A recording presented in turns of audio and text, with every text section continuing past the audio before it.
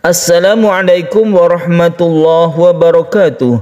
Alhamdulillah wassalatu wassalamu ala rasulillah, amma ba'du. Para pecinta Al-Quran yang berbahagia, pada kesempatan yang baik ini kita akan berlatih tartil Quran di surah Hud ayat 27, di mana di sini kita akan membahas berbagai macam hukum-hukum tajwid dan cara membaca dengan baik dan benar. Mari kita simak bersama-sama.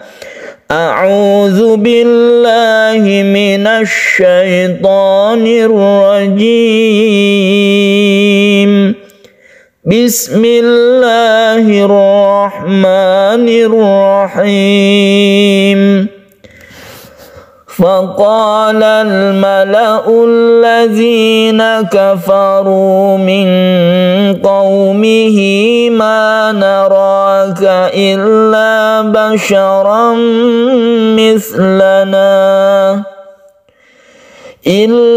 بشرا مثلنا وما نراك اتبعك إلا الذين هم أراذلنا بادي الرأي وما نرى لكم علينا من فضل بل نظنكم كاذبين. Para pecinta Al-Quran yang berbahagia, baiklah kita mulai pembahasan tajwid yang ada di ayat ini. Dari awal faqala ini adalah mat tabi'i atau mat asli. Kita baca satu alif karena ada alif bertemu, karena ada alif sebelumnya ada fathah, maka dibaca mat asli atau mat tabi'i. Faqala al-mala'u ini adalah idhar qamariyah, di mana ada al bertemu dengan huruf mim. Huruf mim merupakan huruf-huruf qamariyah yang berjumlah 14, maka dibaca jelas. Idhar artinya jelas.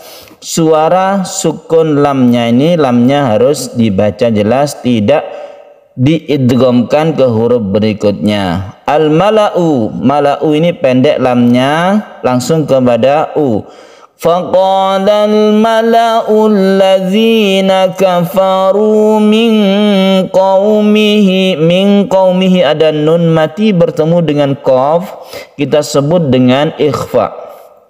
Ikhfa hakiki, ikhfa itu jumlah hurufnya ada 15, di mana di sini kita membaca samar. Ketika kita membaca nun, kita bersiap membaca qaf.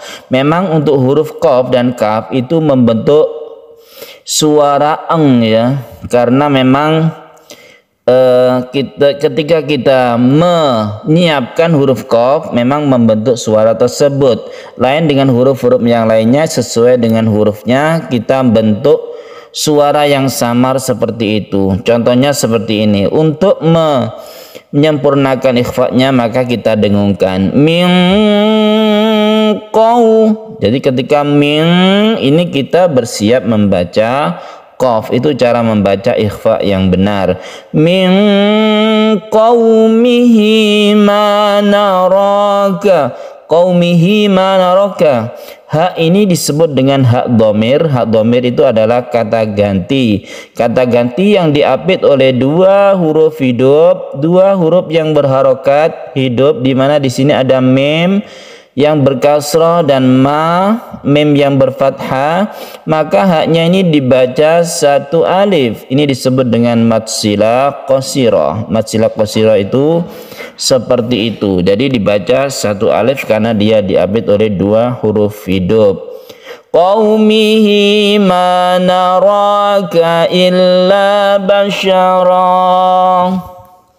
Ma naraka, ro ini juga adalah mat tabi'i, di mana di sini bertemu ada alif yang sebelumnya ada fathah. Ini merupakan alif meskipun ini berupa ya yang tanpa titik. Ini kita sebut dengan alif maksurah atau alif layyinah, di mana seperti ya tapi tidak ada titiknya. Itu juga disebut dengan mat tabi'i. Illa basyara, apabila kita berhenti di sini maka kita berhenti sebagai mad iwad. Tadi kita berhentinya sampai mislana ya. Maka kita teruskan ini, tanwin bertemu dengan mim Ini disebut dengan idgham bi gunnah. Idgham bi gunnah itu kita berdengung membacanya. Illa basyaram mislana. Saknya hati-hati, tipis sekali. Basyaram mislana. Karena ini bertemu dengan mim, dan mim itu adalah mempunyai sifat gunnah, apalagi dia itu bertasydid. Jadi karena dia itu idgham, karena tanwin ini masuk ke huruf mim, maka membentuklah tasydid di sini. Maka tasydid ini adalah merupakan cara membaca. Ini bukan tasydid yang asli. Ini tasydid bentukan dari idgham bi gunnah. Illa basyaram mithlana. Ketika kita berhenti di sini, mungkin kita tidak kuat nafas, kita mengulanginya dari manaroka tidak apa-apa, atau dari illah. Tadi kita dari illah, itu tidak masalah. Untuk kesempurnaan makna ayat tersebut ketika kita itu ibtida atau memulai bacaan. Wa ma naraka taba'aka illa alladzina hum araziluna.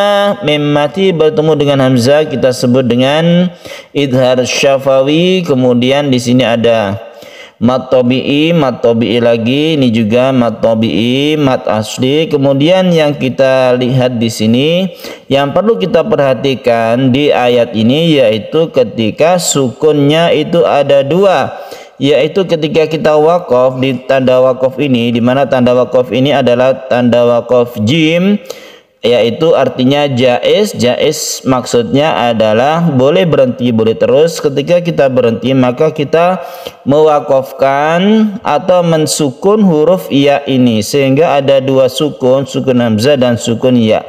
Bagaimana cara membacanya? Maka seperti biasa kita membacanya, kita sukunkan hamzah dulu, kemudian kita sukun ya. Memang tidak terlalu ketara seperti ini karena sifat ya seperti itu. Badiyar ra'i. Jadi ada sedikit ya-nya itu tersebut. Ketika kita boleh cara yang pertama, kita boleh mensukun ya tersebut sehingga timbul suara ra'i, ra'i, ra'i. Jadi sukun ya. Atau kita membaca yi-nya itu kita baca, tapi membacanya itu setengah saja. Ra'i. Jadi yi-nya itu kita baca tapi hanya terdengar oleh kita sendiri. Itu maksudnya adalah supaya ya-nya itu tidak hilang, supaya ya-nya itu tetap terbaca, sehingga kita membacanya itu boleh kita membaca itu tidak ketara yi-nya ketika kita bersukun ra'i. Jadi cuma menempatkan mulut kita, lisan kita untuk membaca ya, tapi tidak terdengar, itu tidak apa-apa. Jadi yang bagus memang disukun saja. Badiyar ra'i, ada sedikit ya-nya di situ ya. Badiyar ra'i. Wa ma nara lakum alaina min fadl. Alaina, lakum alaina, mim mati bertemu dengan ain izhar syafawi, kemudian nun mati bertemu dengan fa ikhfa. Ini berbeda dengan qaf. Kalau qaf itu cenderung membentuk huruf ng atau eng, kalau ini tidak, nun mati bertemu dengan fa. Jadi penentuan apakah itu eng atau tidak itu sesuai huruf yang berikutnya. Mim, ini bukan mim, bukan ming, bukan. Antara keduanya, antara eng dan m, ini kita terbentuk sendiri ketika kita itu menyiapkan huruf fa. Mim itu hakikat dari ikhfa.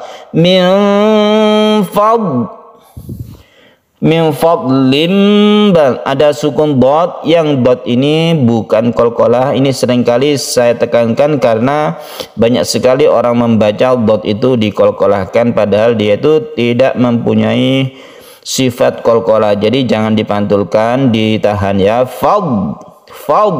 Min fadlim, ada tanwin bertemu dengan ba. Jadi ada yang berhenti di sini ya, karena melihat ada mim kecil ini. Mim kecil itu kan sukun. Apa maksudnya? Tanda waqaf. yang harus berhenti. Padahal di sini ini bukan tanda waqaf.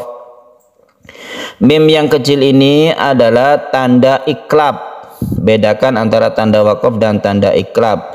Kalau ujungnya itu ke bawah, mimnya ini berarti tanda iklab. Berarti mim ini adalah merubah tanwin menjadi mim.